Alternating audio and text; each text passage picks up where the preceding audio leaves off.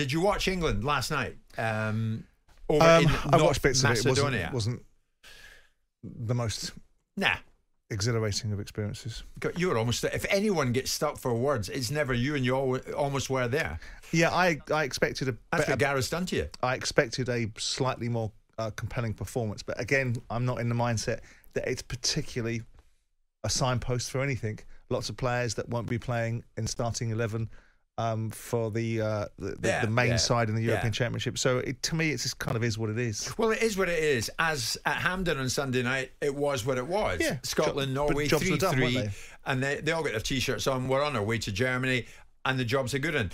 So it was 1-1 out in North Macedonia. That is it. Where are expectations amongst England fans now? And in spite of maybe what in some people's eyes is a bit of a disappointment last night, Simon, they have gone unbeaten throughout the entire calendar year. So as far as you're an England fan, I know of course you are. I sat with you in Qatar and watched you, and you enjoyed the games. You wanted more. That's because you want England to win. Where are your expectations at the moment? Are they on the up the closer we get to Germany? No, I expect them to win. My expectations are not on the up. I expect England to win the European Championships. There is no outstanding team in European football internationally. England have an array of players that are perfectly capable of doing damage to any opposition. It's on our toes. It's up to us. In tennis parlance, it's on their racket.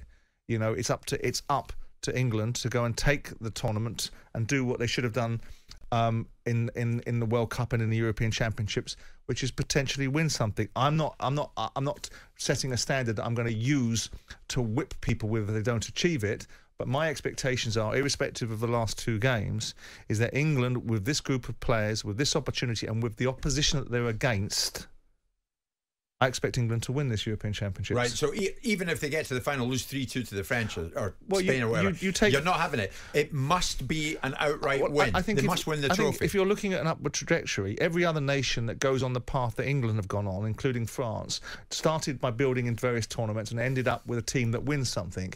We need to be in the same space. We've got the array of talents.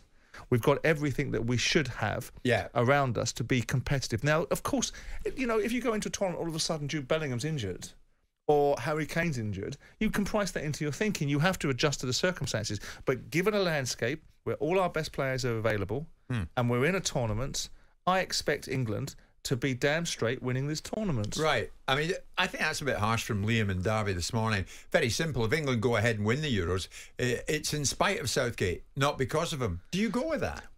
Look, it can't be in spite of Southgate because he assembles the players. I understand the sentiment, which is there is a belief amongst a lot of England fans, not all, that Southgate plays in a certain way. Caution is his middle name.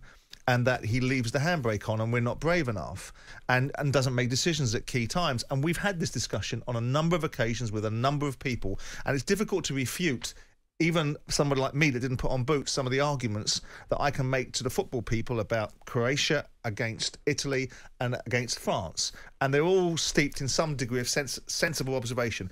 And it does go towards the idea that Southgate is, in fact, probably one of the biggest assets that England have got, alongside being one of the biggest liabilities. And the liability is that there comes a moment where the manager steps in and the players are manoeuvred and manipulated by his decision-making processes. That's when Southgate will be the biggest liability or the biggest asset when it comes to a decision that is different to his default setting. Right. Of course, it was expected on Friday night that England would put a few past Malta in the process of winning. They only scored twice. It was expected last night they would go to North Macedonia and win quite comfortably. They ended up drawing. Kyle Walker reflected on that kind of expectation post-match. It's football. We win 8-0 against Malta. People say you should have won 8-0 against Malta. We come here and win 4-0 against North Macedonia. People say you should have. So you can't really win.